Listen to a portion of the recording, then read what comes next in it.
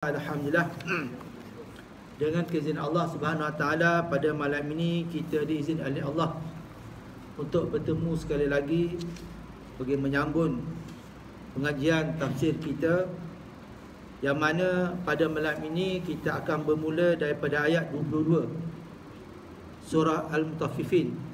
Maknanya kita masih lagi berada dalam surah Al-Mutaffifin.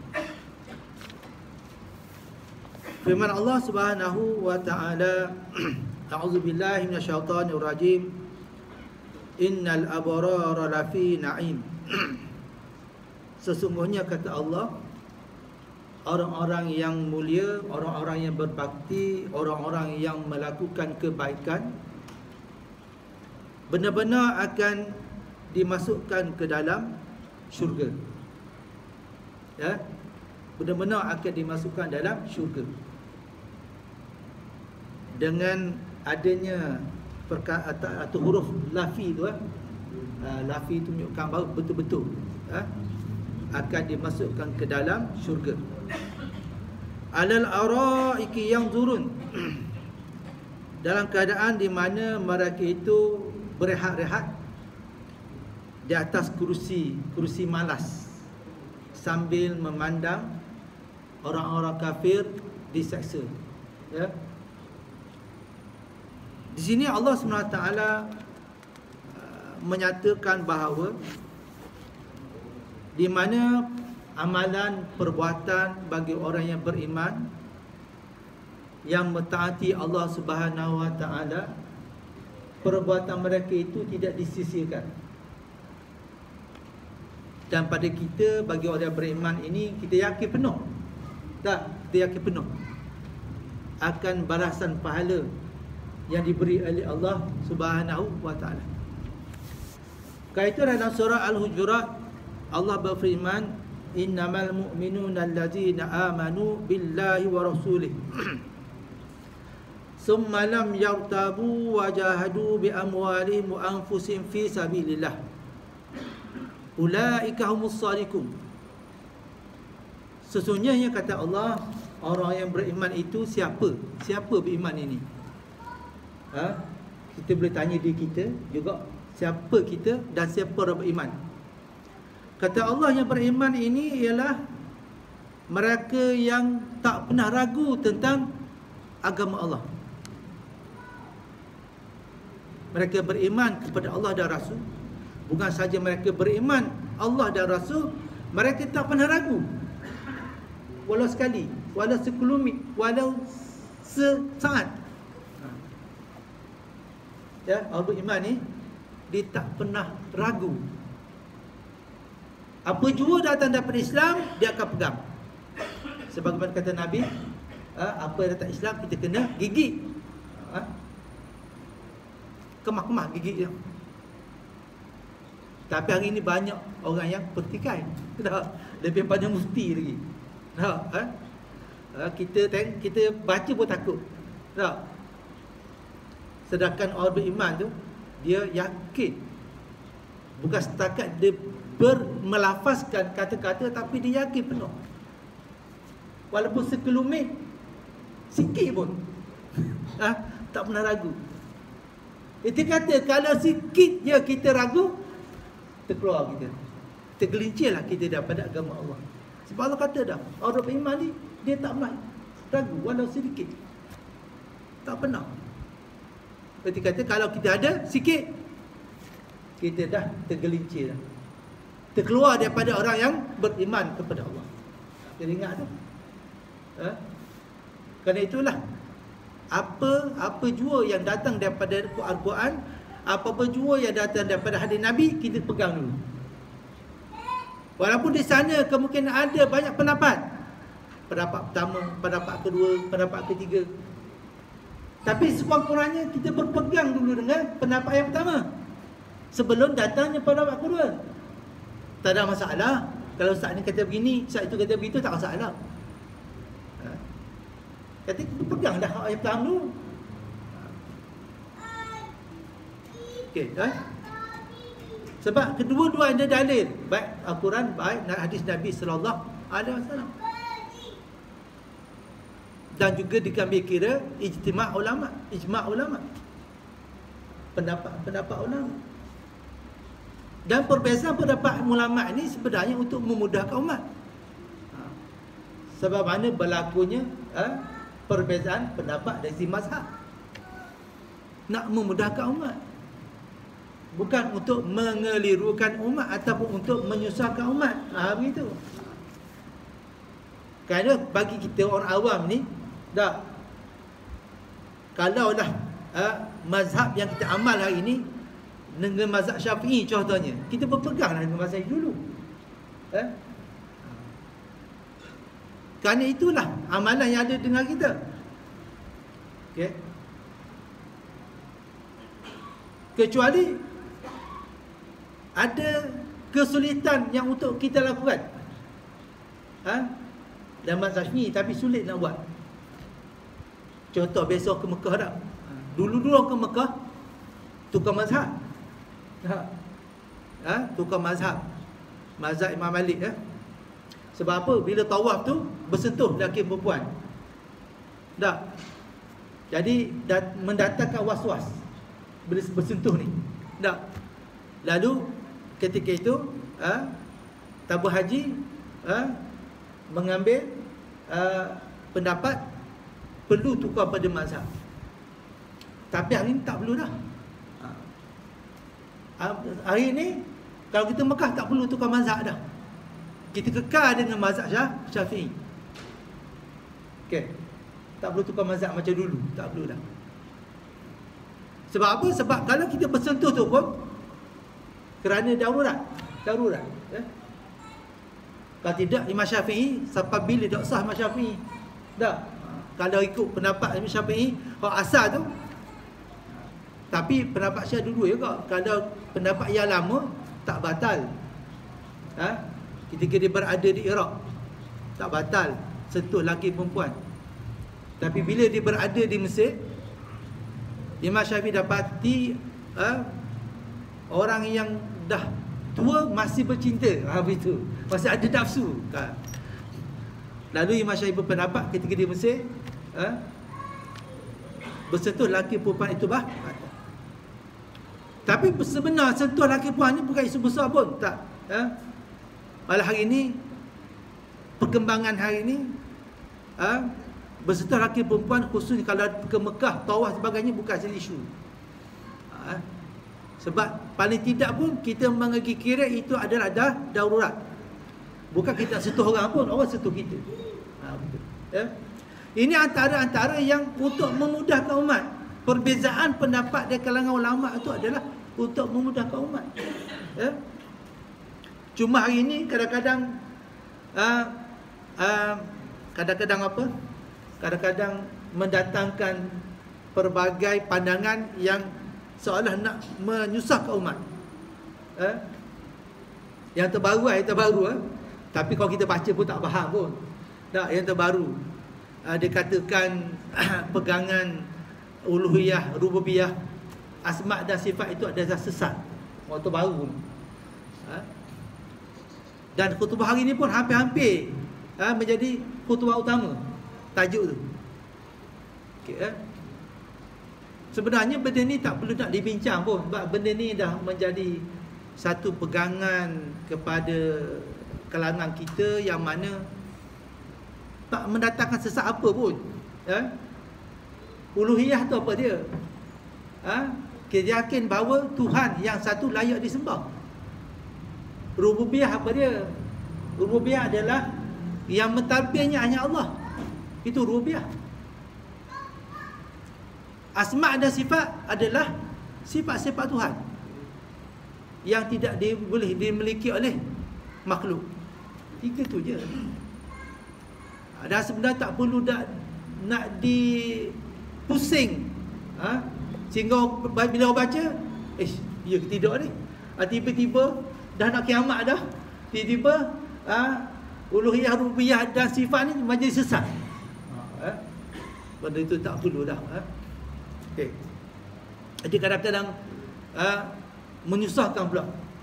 Nak ijah nak ubah tu, sedangkan benda tu tak ada masalah pun. pegangan kita hari ni pun tak ada masalah apa-apa pun. Di mana orang-orang yang berada di syurga tu berehat. Mereka tu berehat di atas kursi-kursi malas. Rupanya dah syurga ada juga kursi malas ni. Kita ingat kat dunia je. Dah. Tapi dah tentu kursi malas di akhirat tu, di syurga tak sama dengan kursi malas dunia ni. Jangan duk bayang pula begitu. Tak sama. Sebab apa yang ada di akhirat tak adakan sama yang apa di dunia. Contoh kalau buah anggur sekalipun. Soal buah anggur tu tak, walaupun disebut anggur, tapi anggur di akhirat di syurga tak sama anggur di dunia, tak sama. Begitu walaupun disebut anggur juga.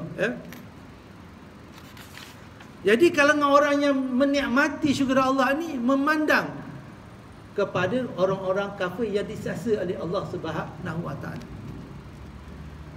Ta'rifu fi wujuhihim nadratan na'im. Engkau akan dapati, engkau akan kenal akan wajah-wajah orang yang berada di syurga ini penuh dengan kenikmatan. Mana orang yang ceria. Baik bahkan bukan orang yang kusuk masai, bukan. Orang yang sangat gembira. Dalam surah Ambas ada sebut ada di kalangan yang beriman itu selepas dibangkitkan semula, ada di kalangan beriman itu bersukaria, bergelak ketawa. Ada. Kita ingat ke semua yang di padang mahsyar tu dah susah, dah ada di kalangan yang dibangkit semula tu, di kalangan hamba Allah tu yang bersukaria, gelak ketawa, disebabkan oleh kenikmatan yang mereka terima daripada Allah SWT. Antaranya mungkin di kalangan orang yang syahid fi sabilillah, yang mati syahid turun ke syurga, tidak ada hisab kubur, dia turun ke syurga. Juga di kalangan para anbiya, di kalangan aulia. Dan kita pun sepatutnya ada cita-cita seperti itu. Kita sepatutnya ada misi. Kita ni tak tahulah hidup ni tak nak misi. Misi atas dunia ni nak mencari dunia ke? Ataupun kita ada misi lain, hidup di muka bumi Allah ni. Dan sepatutnya kita yang beriman ni tentunya ada misi. Itu misi untuk mendapat akhirat. Kena semai dalam hati kita sebenarnya. Kena ada misi tu. Bukan satu kehidupan yang kosong. Tak tahu benda. Nak apa mengaji Quran, sembahyang, untuk apa tak ada untuk apa. Contohnya. Hanya sekadar menunaikan tanggungjawab. Tak sembahyang, mengaji Quran, nak pahala. Tapi kita tak ada misi utama tu. Dalam kehidupan kita tu tak ada misi. Masa misi kita ni hidup sebelum kita mati untuk mencapai akhirat. Kita kena ada yang tu sebagai motivasi kepada kita untuk kejar akhirat. Sebab apa? Sebab kadang-kadang kita lupa, kadang-kadang kita lalai. Sebab hidup tak ada misi. Jadi kita perlu misi itu untuk mencapai matlamat akhirat. Yusqawna min rahiqin makhtum, dan mereka itu diberi minuman daripada pati arak yang ditutup rapat. Arak. Adakah arak di akhirat tu, di syurga tu sama dia? Tak sama. Okey. Buatan dia pun tak sama. Tak sama. Bahkan arak di akhirat itu, dia syurga itu tidak memabukkan. Sebagaimana arak-arak di dunia memabukkan. Bahkan Nabi kata arak itu adalah kecil syaitan. Itu. Nak kata orang kafir minum, Islam pun minum. Tak. Khitamhu misk fa fi zalika falyatanafasil mutanafisun. Dan tudung dia tu adalah daripada kasturi, tudung arak tu. disimpan dengan rapat, ditudung, disimpan dengan penutup yang rapat, dan penutup itu diperbuat daripada kasturi.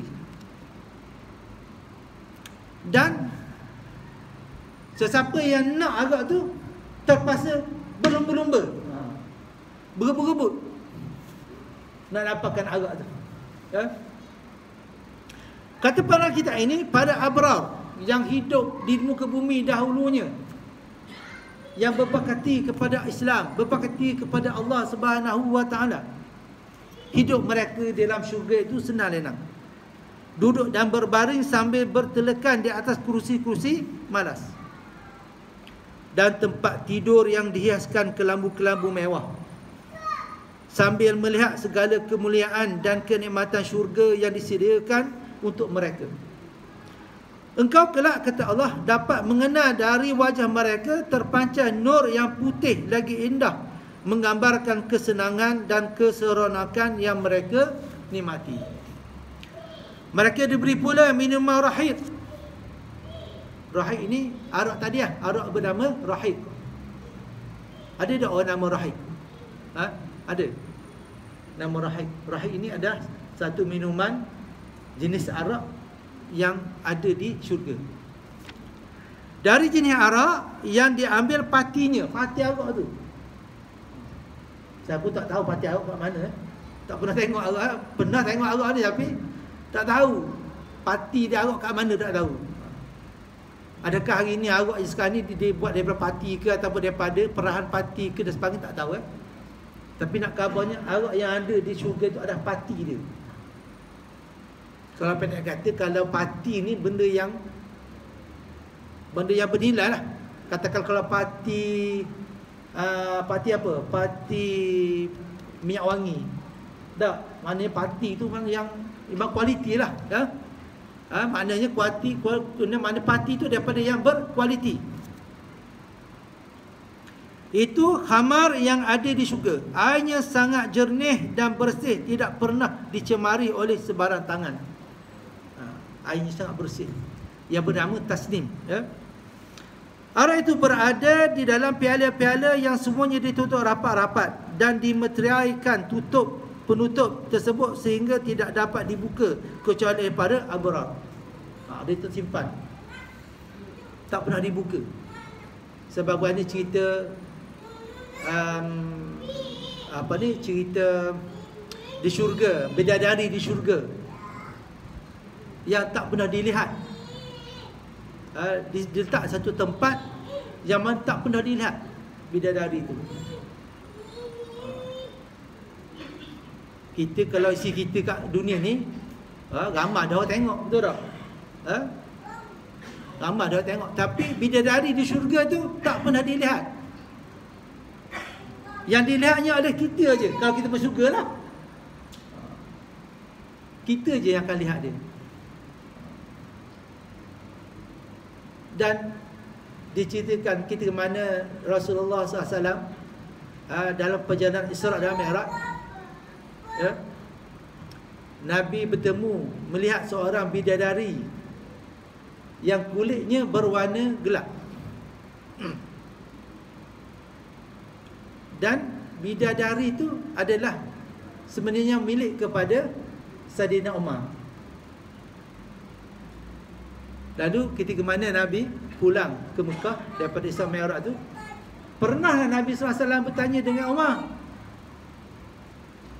apa sebenarnya yang kau niat, Umar? Oh gitu, sebab Nabi tengok bidadari kat syurga tu untuk Umar tu warna gelap.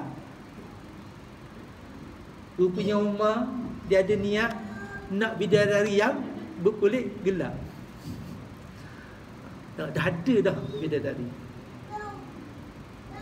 Dan dikatakan juga kepada orang-orang yang beriman, memang dah ada bidadari di kat syurga tu.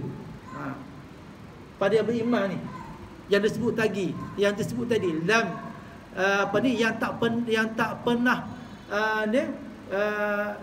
lam yang tabu tu, yang tak pernah ragu tu, yang yakin dengan Allah tu, yang yakin Islam tu, dah ada dah. Wajahadu bi amwali wa anfusi fi sabilillah. Orang yakin dengan Allah tu tak pernah ragu walau sedikit, walau sekelumit. Mereka berjihad pada jalan Allah dengan harta benda dan jiwa mereka. Sebagaimana berlaku ke atas para sahabat radhiyallahu anhum ketika Nabi dalam perjuangan Nabi dulu. Sehingga Abu Bakar tak ada harta, dah habis aku bagi Nabi. Khadijah pun sama. Umar pun sama. Osman sebahagian harta yang banyak tu dah tak habis, diserah kepada perjuangan Nabi sallallahu alaihi wasallam. Itu kata Tuhan. Inilah Tuhan kata betul-betul beriman. Ulaika musaddiqun. Ini betul-betul beriman kata Tuhan. Apa sahaja daripada Islam, apa sahaja daripada Nabi, tak kira lah apa, yakin, pegang kuat-kuat. Kerana itulah ada. Tapi tak benar sebut siapa. Ada. Di kalangan orang beriman ni, Allah dah sedia dah bidadari di syurga tu. Walaupun dia masih hidup di dunia. Dia dah ada. Okay. Sedangkan material atau penutup botol dan piala yang berisi arak itu dari jenis baung-baung kasturi, wangi. Saya nak tahulah arak sekarang ni wangi tak wangi. Tak pernah tium arak. Tapi orang kata arak ni masam ke tidak? Pernah tahu tak? Ke gua ni tengok muka minum arak tu macam masam muka. Tak tahu ah. Okey. Allah alam, tak tahu cakap je. Atau juga dimasukkan pada akhir kesudahan meminum minuman yang dihidangkan itu akan semerbaklah menyebarkan bau harum kasturi. Mana minum arak tu bau kasturi. Bukan bau arak sangat busuk Wala taqrabus salata wa antum sukara hatta ta'lamu ma taqulun. Tuhan kata janganlah kamu menghampiri solat sedangkan kamu dalam keadaan mabuk. Itu ayat mula-mula turun sebelum diharamkan arak. Okay. Antara lain sebab-sebabnya ada kerana bau minum arak tu busuk. Selain kita makruh makan bawang-bawang, kalau kita makan bawang, makan nasi, gosok gigi. Bawang tu boleh melahirkan bau yang busuk. Sama juga arak dia boleh melahirkan bau yang busuk. Saya daripada mabuk tadi. Kerana Tuhan kata wala taqrabus salata wa antum sukara hatta ta'lamu ma taqulun. Itu ayat pertama. Ayat kedua, Allah terharamkan arak tu. Ketika Allah haramkan arak tu, di mana arak-arak yang beratus tahun disimpan, semua dipecahkan, dibuang.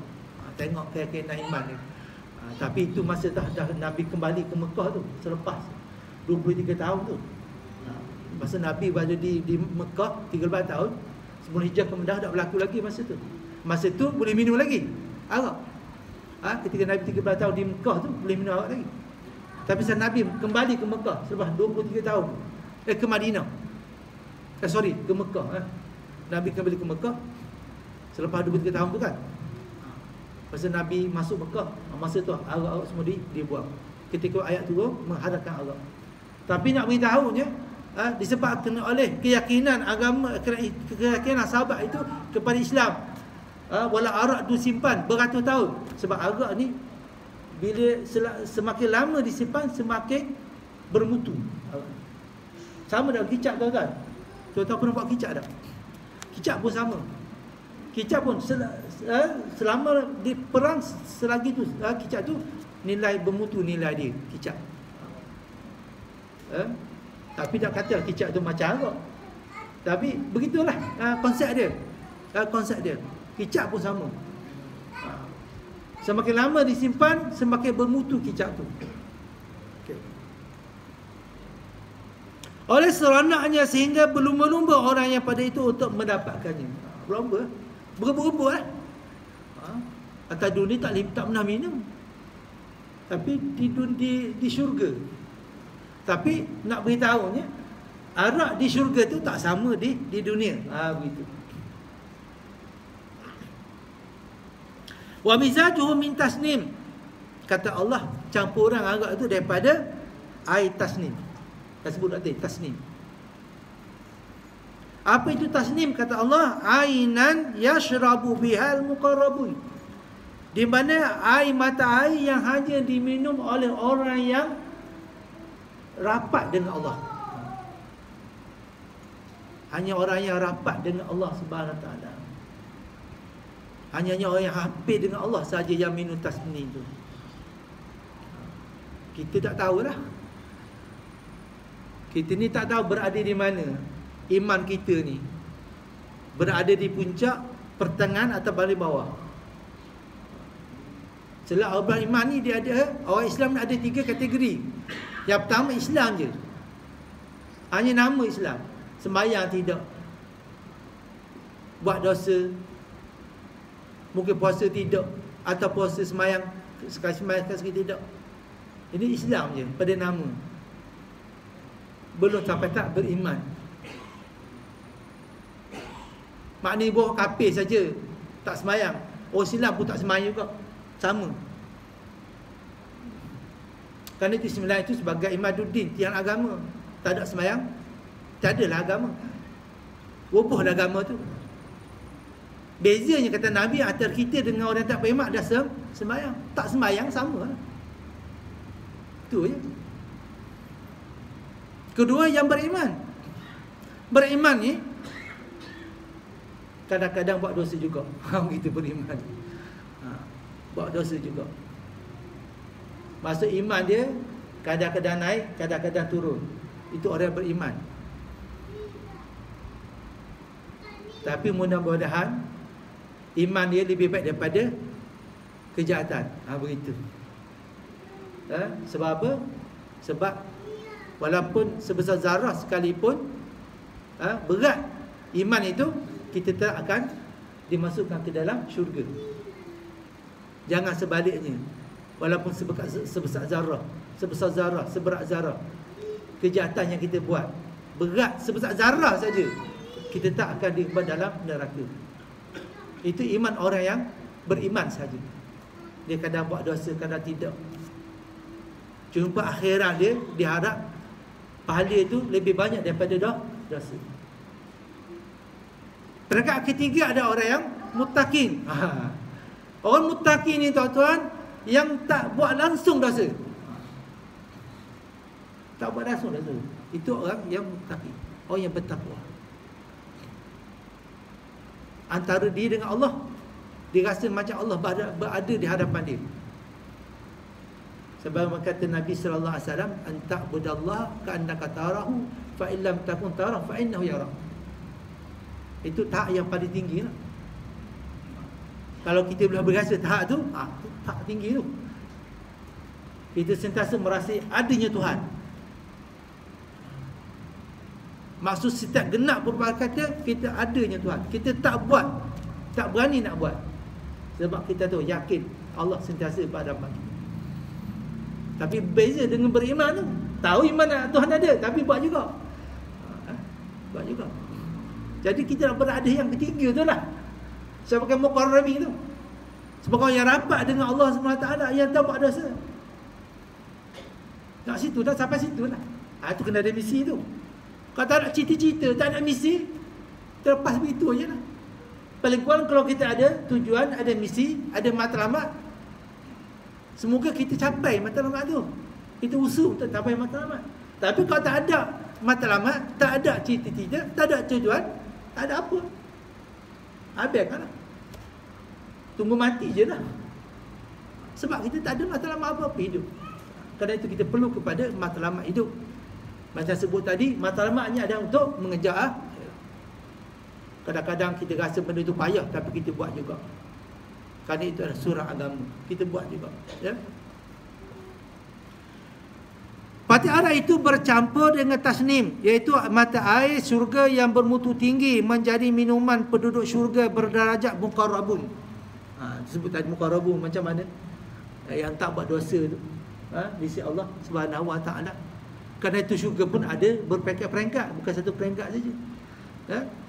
Jangan kita rasa dah apalah syurga je, asalkan syurga bukan neraka. Jangan begitu. Kan terlepas kan? Baik kita usaha daripada terlepas. Tak? Bermakna dalam syurga minuman dari parti arak itu para abrar, dan minuman ini boleh dicampurkan dengan air tasnim yang bermutu tinggi dan dijadikan minuman oleh para muqarrabin. Memang tak ada atas dunia air tasnim ni, yang dijamah oleh orang yang hampir dengan Tuhan saja, yang hanya di syurga saja. Kedua jenis minuman tersebut rahik dan tasnim. Rahik tu jenis arak, tasnim tu jenis air, mata air tadi, dicampur untuk menjadi minuman pula kepada seluruh ahli syurga. Jadi semualah syurga ni yang sederhana, yang pertengahan, janji tak masuk neraka. Ya, janji tak masuk neraka. Hak paling bawah lah, hak yang paling kat bawah. Ayat ini menjadi dalil bahawa darjat para muqarrabin yang didampingkan oleh Allah SWT lebih tinggi dari para abrar yang banyak berbuat bakti kepada Allah. Muqarrabin ni tu saya sebut tadi, iman ada 3. Islam, iman dan takwa, ada 3, tak sama. Ya. Firman Allah lagi, innal ladzina ajramu kanu minal ladzina amanu yadhhakun. Orang-orang yang syurga tadi, kata Allah, sesungguhnya orang yang beriman dalam syurga itu, ya,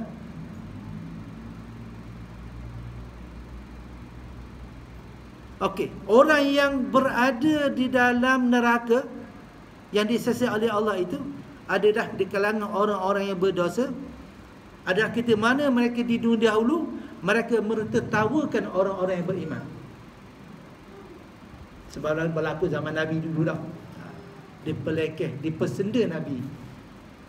Kadang-kadang satu ketika wahyu lama tak turun, lalu dipesendakan. Biasa tuan-tuan. Nabi pun dipersendakan, apatah lagi kita. Tak.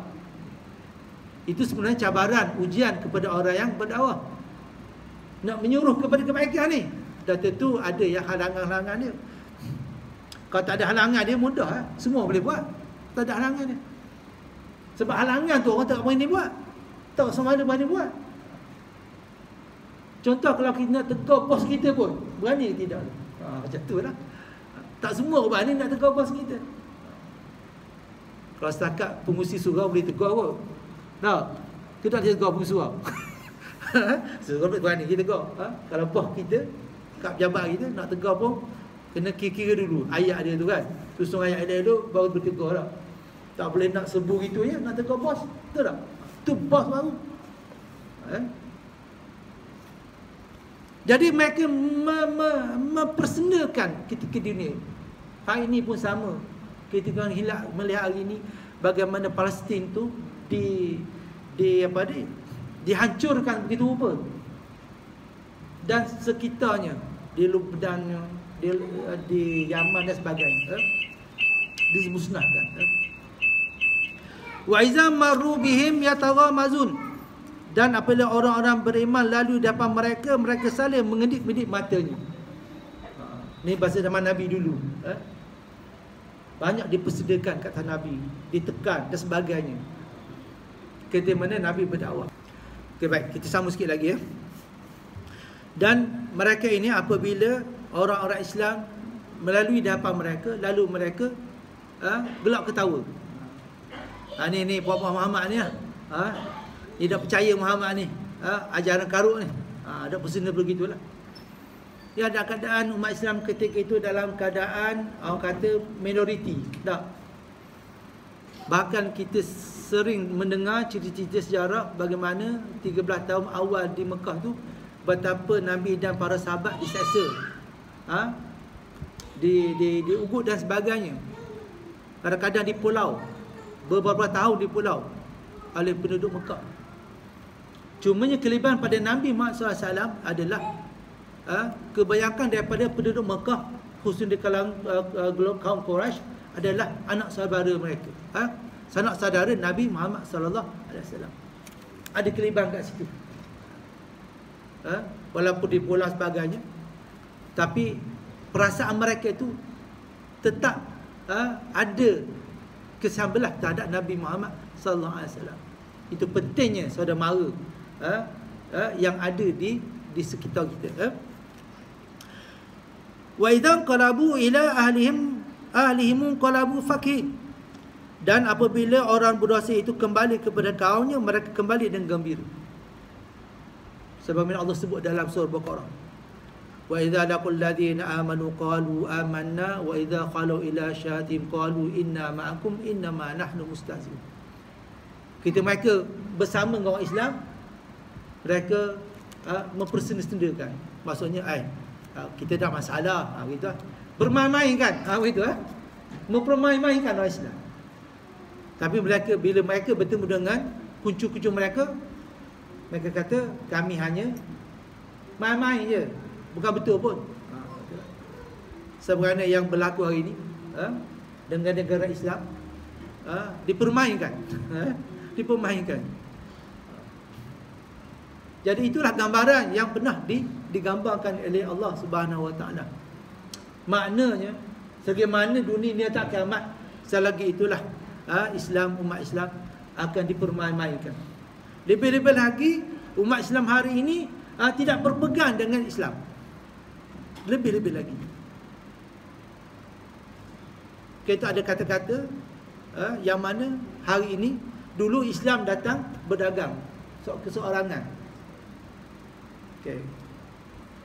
Lalu Islam tu naik, dimuliakan, dan akhirnya Islam tu seperti berdagang semula.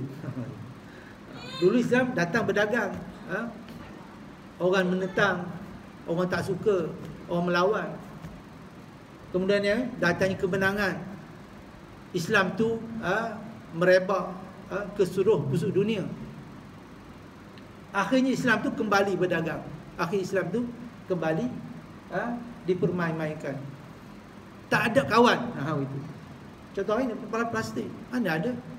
Tak, walaupun ada pertolongan daripada negara-negara Islam, tapi nak dibandingkan negara Islam yang lain yang lagi banyak lagi negara Islam, yang mana kalau Islam ini negara Islam bersatu, nescaya Yahudi itu, Israel itu tak mampu untuk menyerang Palestin. Tapi tengok hari ini, sekadar melihat, seolah macam negara Islam ini melihat Palestin dibuli itu seperti orang kafir dulu melihat sahabat-sahabat Nabi dibuli.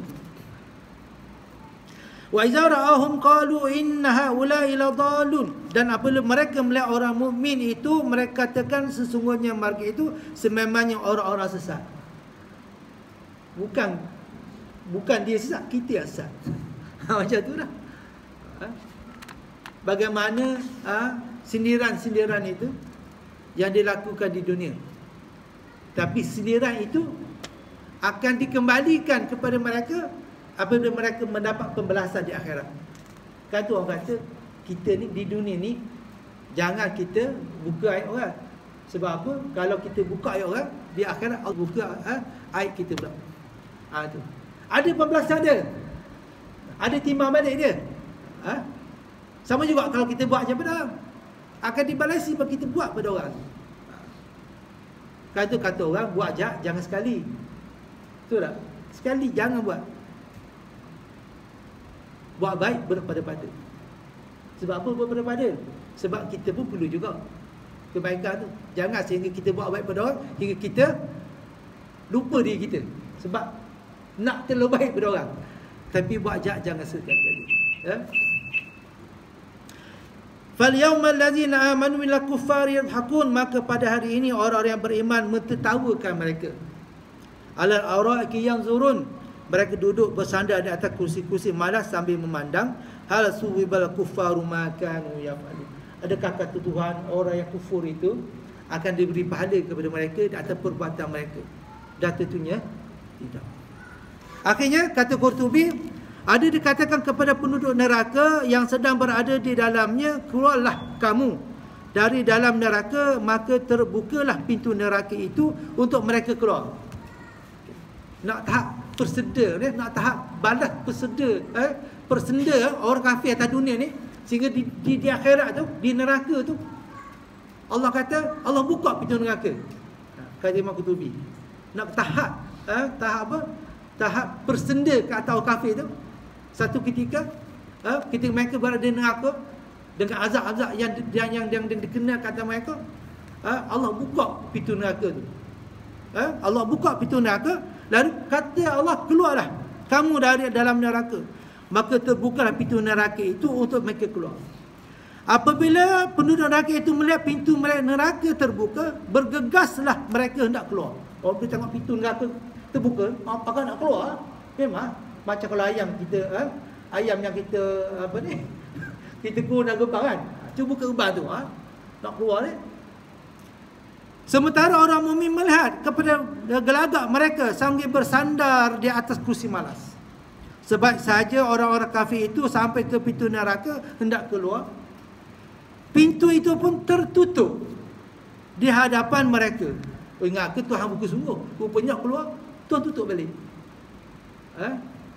Maka orang mukmin yang berada syurga itu tertawa. Jadi bahan permainan. Maksudnya orang-orang neraka ni bukan saja mereka disiksa, malah dipermainkan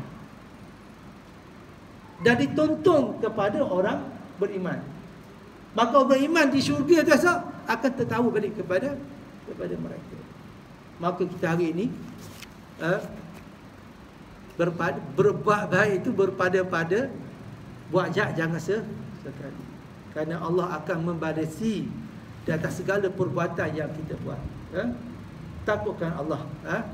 Kerana sesungguhnya hanya orang takutkan Allah akan mendapat pahala di sisi Allah Subhanahu wa taala. Sekadar itu saja. Aku laqali hadza wa astaghfirullah azim li wa lakum.